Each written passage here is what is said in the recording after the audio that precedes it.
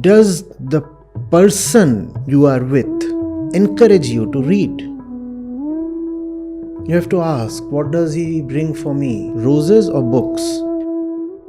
If someone has a stake in making you better, that person will push you towards books. Books are what we all need.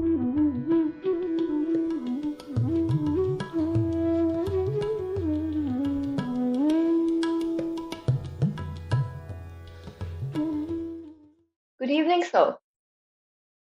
So, my question to you is how can I stop taking things personally? So, many a times it happens, like many things affect our lives. Sometimes our work is not completed on time or it is not completed perfectly. That affects our mood a lot. Not only things, many people affects us so much. They are not that much important, but that course of action decides our mood and our course of action, which is not good in any way. So I just wanted to ask that how can I stop these things taking personally? Thank you, sir. You are the person, right? When you say you take things personally, you are the person who experiences all those things, right? Yes, sir. So the first problem is not that you take all the things that happen to the person seriously. That's not the first problem. A lot of things happen to those person, right? There is a person and stuff is happening to the person. Someone comes and says, oh, uh, you deceived me. Someone comes and says, oh, you are simply incompetent. And the person takes these things seriously, and then the person says, oh, it's a problem that I take things seriously, right? Yes, sir. No, that's not the first problem. The first problem is that the person takes herself seriously. If there is no person, what is left to be taken personally? The person is the first problem. Taking things personally comes much later.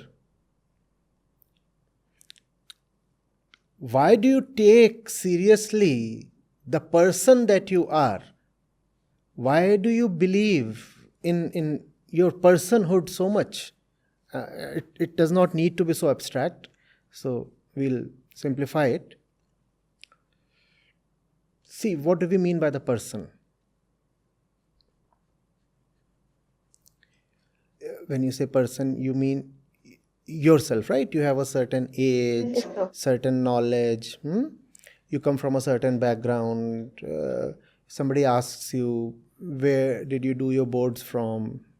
You'll talk of a school, you'll talk of a city, you'll mention the name of your parents, you identify with a gender, and you have aspirations and dreams.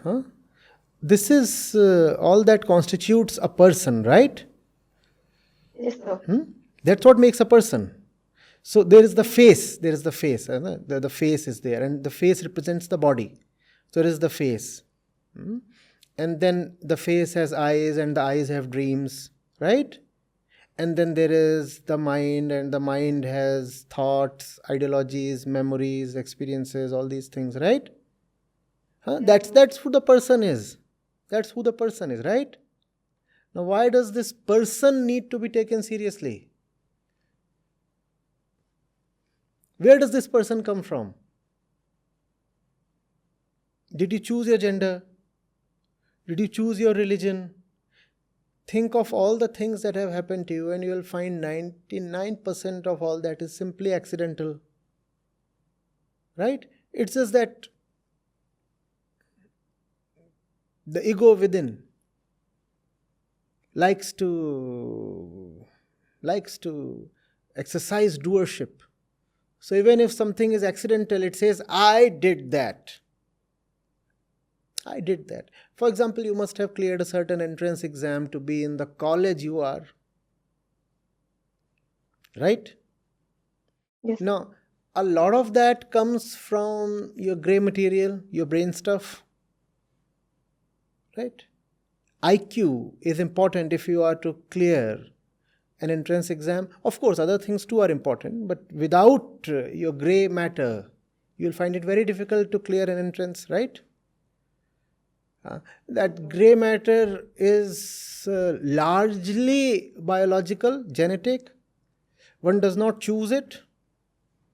One can at most exercise it. Right?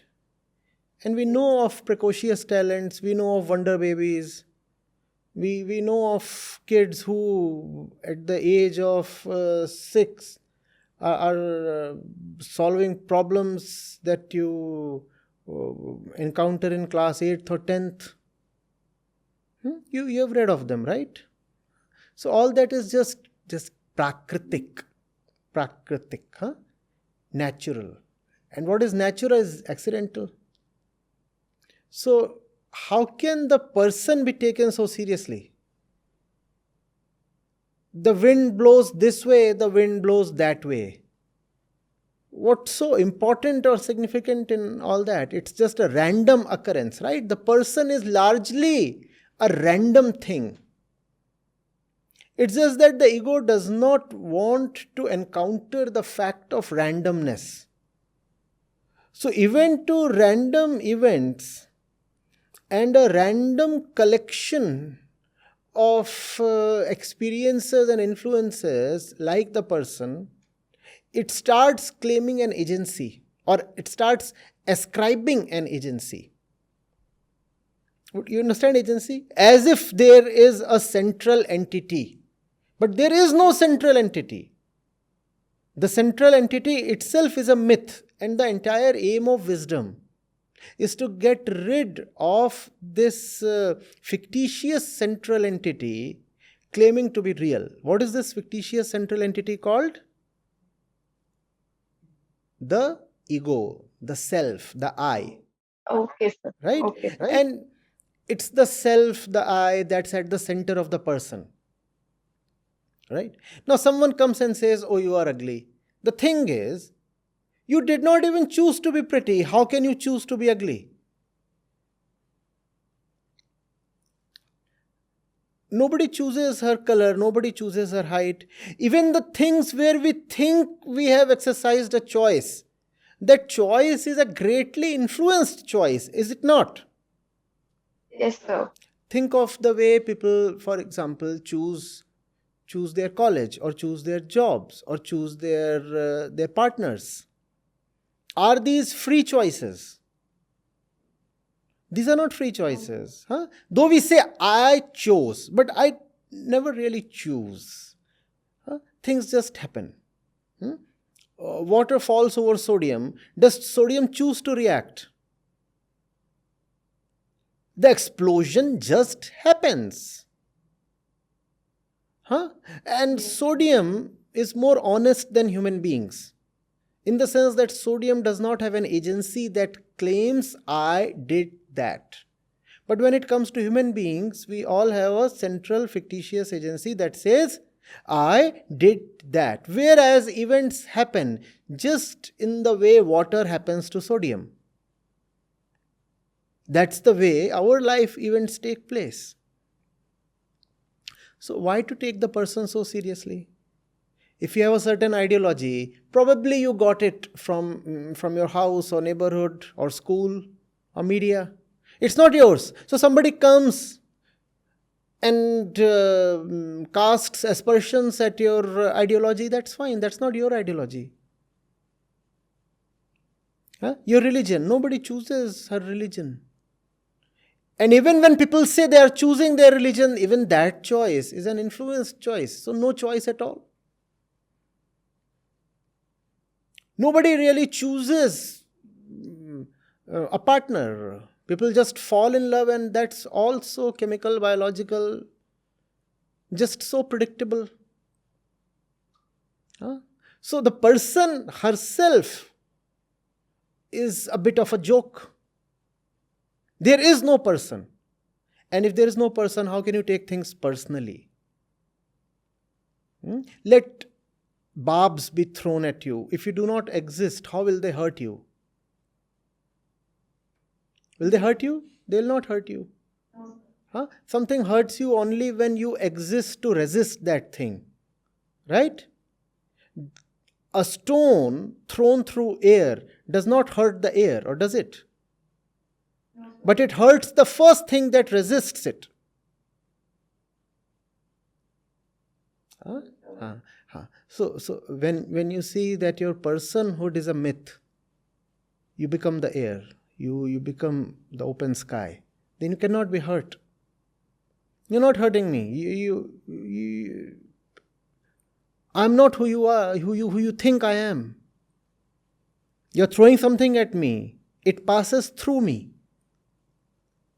I can be hurt only if, first of all, I am the person you think I am. I'm not that. So, when one stops taking herself seriously, it becomes very difficult for the world to hurt her. And remember, if someone can hurt you, they can also possess you. The one who is able to hurt you will also be able to control you. And you do not want to be controlled, right? The person is controllable. Now we come to the next thing. You are someone who is not controllable. So you are not the person, but you are. And the one that you are does not want to be controlled. Do you want to be controlled? Do you want to be dominated? No.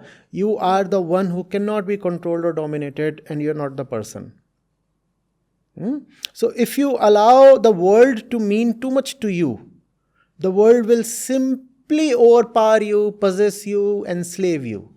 You do not want that, right? See, it's such a remarkable and unfortunate thing. Those who allow the world to mean too much to them, those who become ultra sensitive to hurt and praise and such things, they are the ones who become victims of the world. Anyone can come and possess you through praise, and anyone can come and possess you through infamy, calumny. Someone comes and says, "Oh, you are great," and he has had you. And someone comes and says, "Oh, you are obnoxious," and this one too has had you. You don't want that to happen, right? Yes, sir. So it's okay. You think that I am ugly? Fine. Here is a joke on ugliness. Here is a joke on ugliness. You think I'm fat, I'm no good, I'm good for nothing, I'm an incompetent fool? Wait. Just give me 1 minute and let's both enjoy this joke on incompetence. My own incompetence. Learn to take yourself with more than a pinch of salt. You are not important. You are nobody. Nobody is ever important. The two of us who are talking to each other, I mean, you know what the fate of these two talking entities is. Look at all the dirt by the wayside. All that was persons one day. When you are gone, you will be just the dirt by the wayside. So will be I, right? Yes. Look at the sand, look at the filth.